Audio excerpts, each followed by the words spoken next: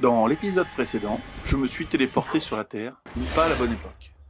Après le dysfonctionnement de mon téléphone, un vortex est apparu et j'ai sauté dedans.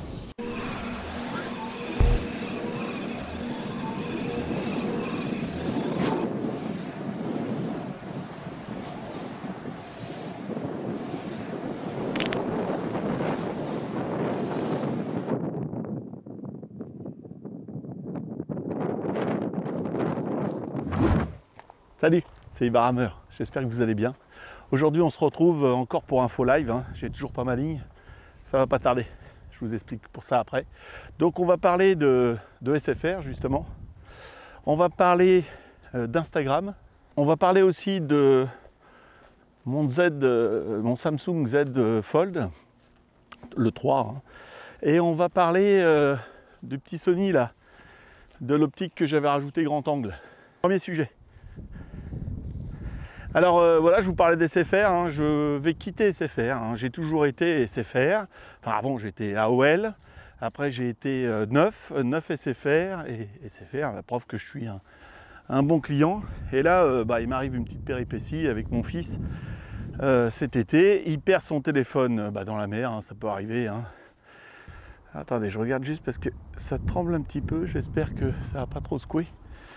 Voilà, ça tremble un petit peu. C'est le GorillaPod, là. C'est assez bizarre. J'ai un petit jeu sur la rotule, ouais. Voilà. Et à resserrer à mon avis, mais j'ai pas de clé sur moi. Normal, on part se balader, on n'a pas de clé sur soi. C'est toujours comme ça. Et alors, ce qui se passe, c'est que donc il perd son téléphone. Moi, je vais chez SFR. C'était un petit téléphone à 150 €. Ça faisait presque 3 ans qu'il l'avait. Ce qui est embêtant, c'est que il fallait que j'en rachète un. J'arrive chez SFR, bien sûr, je vais même le dénoncer un peu, c'est le magasin d'Auxerre, dans la halle de Géant. À chaque fois, soit je tombe sur quelqu'un de super sympa, soit je tombe sur quelqu'un de complètement con. C'est un peu bizarre. Il faut vraiment que je choisisse le vendeur, enfin le représentant, c'est un peu chiant. Et là, je tombe sur une petite gonzesse qui a l'air sympa, enfin normal quoi. J'y parle que j'ai perdu le téléphone de mon fils, que je suis prêt à en acheter un, que j'ai plus de carte SIM, on a tout paumé, on n'a rien retrouvé, et que voilà quoi. Et là, je sais pas, au lieu de me faire, alors moi je savais même pas qu'elle pouvait me faire une carte SIM dans les 3 minutes, elle m'annonce que j'aurais dû prendre une assurance, elle me parlait que l'assurance, et elle me vendait des téléphones, mais sans blaguer, en reprenant un abonnement, en augmentant l'abonnement de mon fils, je sais pas, enfin c'était un truc à 300 et quelques balles, il n'y avait rien en dessous. Rien, pas un téléphone en dessous. Ou alors elle me sortait des téléphones à 1000 balles, mais je dis mais elle se fout de moi ou il y a quelque chose quoi. Et je finis par pas péter les plombs, mais presque quoi. Je dis mais laisse tomber, je me barre et je téléphone directement à SFR, je me plains de ce magasin. Et là c'est bizarre, on arrive à trouver un téléphone pour mon fils. Il me dit qu'elle aurait dû me faire la carte SIM, elle pouvait me le faire tout de suite quoi. Donc je commande sur SFR directement un téléphone qui m'envoie par la poste. Et puis comme on est aux alentours du 15 août, je me méfie toujours un peu parce qu'il y a toujours des colis qui disparaissent, il y a des choses qui disparaissent vers cette période. Donc je la fais livrer à un magasin relais. Comme ça au moins je suis sûr qu'il n'y aura rien qui va disparaître. Et puis je retourne dans le magasin, je choisis bien pas cette vendeuse là, je vais avec un mec, et là le mec en 2 secondes il me sort une carte SIM. Au revoir monsieur, je vous dois combien? Rien du tout. Je repars avec ma carte SIM, j'attends le téléphone et tout rentre dans l'ordre. Et puis je commence à avoir un petit peu les abeilles de ce magasin là, et je passe chez Orange. Je me dis tiens, chez Orange il y a toujours le magasin est super beau. Là j'arrive sans rendez-vous, on m'accueille tout de suite, il n'y a pas besoin de faire n'importe quoi. Et là on recalcule un petit peu mes abonnements internet. Et la fibre, moi, est à 5 mètres de chez moi. Sauf que ça fait 4 ans que SFR doivent me la brancher, sauf qu'ils n'ont pas les droits, enfin j'en sais rien, je ne sais pas comment ça marche, mais moi ça m'embête. Je paye un abonnement de 43 € par mois pour la télé et la DSL, un truc super lent qui rame à mort. La télé, des fois, quand tout le monde est branché dessus, je l'ai plus. Et je paye plein pot. Normalement, je devrais même pas payer 20 balles, quoi. Enfin, je veux dire, là, ils se foutent de... Et là, je fais tout le calcul avec SFR, enfin, avec Orange, plus un abonnement téléphonique, plus enfin plein de choses. Et là, j'ai... et ils me disent, on peut la mettre chez vous, c'est juste à côté. Les frais sont gratuits pour la pause. Donc, bah voilà, j'attends une petite chose que je vais vous raconter après. Et puis après, bah, je passe chez Orange. Voilà, il y en a marre. Hein. Je comprends pas, SFR, vous tirez une balle tout seul dans les pieds, là. Voilà, c'était un peu mon coup de gueule, mais j'en ai vraiment marre des gens comme ça. On les paye, on fait des choses, et il se passe rien. Ça n'avance pas, il n'y a pas de service. À part en ligne, hein. Là en ligne, oui, là, on arrive sur des gens quand même un peu plus intelligents, un peu plus cortiqués. Mais alors en magasin, mais c'est une honte, quoi. C'est une honte d'avoir des gens comme ça en face, quoi. Voilà, c'était mon premier coup de gueule. Allez. Bon, deuxième sujet, encore un petit truc qui fâche un peu. Sur Instagram, je m'aperçois qu'il y a des gens qui s'abonnent. Bon, s'ils ont un sujet intéressant maintenant, je m'abonne. C'est un petit retour de médaille, quoi. Tu t'abonnes, je m'abonne. En plus, tu fais des photos qui sont plus ou moins intéressantes. Je vais te suivre un peu, je veux voir ce qui se passe. Puis même, c'est donnant. Et là, je m'aperçois que les gens, tu t'abonnes à eux, au bout de 4 jours, boum, ils se virent. Donc, il y a des faux comptes, il y a plein de choses, il faut suivre. Donc, je mets un petit logiciel. J'avais un logiciel qui me permettait de voir qui s'abonnait, qui se désabonnait presque en temps réel, quoi. C'est là que je me suis aperçu qu'il y a des gens vraiment 4 jours. Hein. Au bout de 4 jours, ils sont désabonnés. Donc je me suis dit, je les virais. Voilà, des fois je leur laissais un petit mot. Merci de vous être abonné pendant 4 jours, c'était sympa. Et puis là, mon logiciel ne fonctionne plus. Il se met en erreur. Alors, je le désinstalle. Bien sûr, je ne le retrouve pas sur les logiciels de Play Store. Hein. Donc j'en prends un autre. J'installe, je mets mon compte Instagram. Et là, Instagram se sent piraté. Waouh, du coup je dis oulala, il y a un souci, s'il se sent piraté, donc le logiciel un peu foireux, tout ça, j'enlève tout.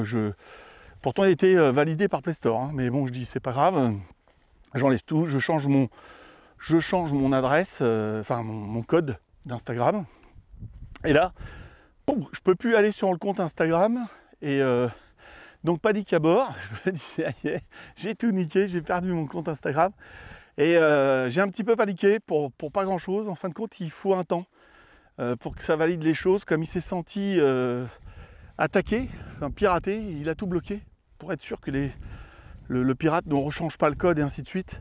Et il reste bloqué pendant un certain nombre d'heures, donc presque 24 heures ou un peu plus. Et voilà, mais c'était pas marqué, c'était marqué nulle part, donc c'est pas rassurant. Ça serait bien de le signaler. Donc si avec mon message, je peux transmettre aux gens d'être un petit peu patient, de pas avoir peur, voilà, vous avez changé votre code, ça va revenir. Et voilà, ça rentre dans l'ordre après. Donc on se sent mieux après. On retrouve son Insta. Moi j'ai pas mal de photos, alors ça m'embêtait.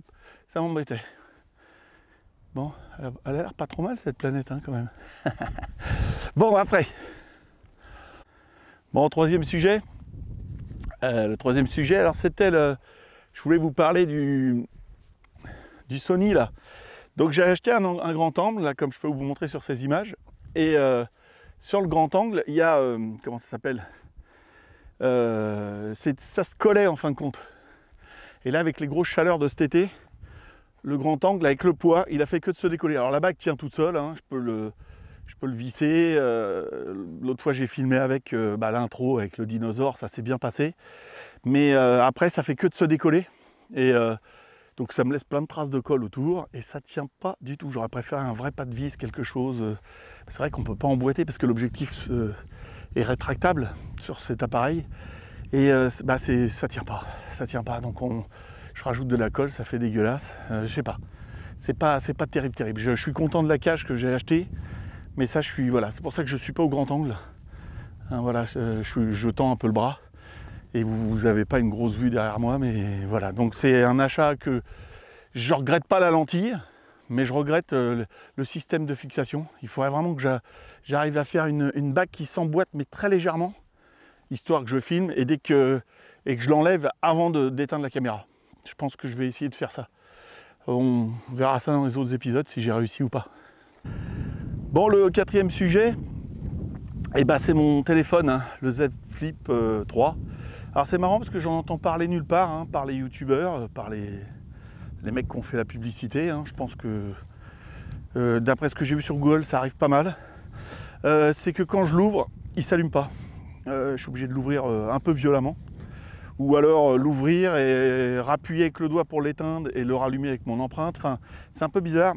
Ou alors, si j'ai réussi à l'ouvrir du premier coup, des fois l'écran va foncer tout doucement et pouf, s'éteindre. Donc je pense que c'est un défaut de la batterie. Au début, j'ai cru que c'était une mise à jour. Et c'en est pas une. Donc je le renvoie justement. J'attendais que le 15 août soit passé, parce que c'est toujours pareil. Quand on envoie quelque chose au 15 août, il ne se passe rien. La France est morte autour du 15 août. Hein, je ne sais pas si vous êtes aperçu de ça, mais moi je m'en suis aperçu pas mal de fois avec les garagistes, avec plein de choses. Voilà, je le renvoie en service après-vente. C'est pour ça que je ne suis pas passé encore chez Orange.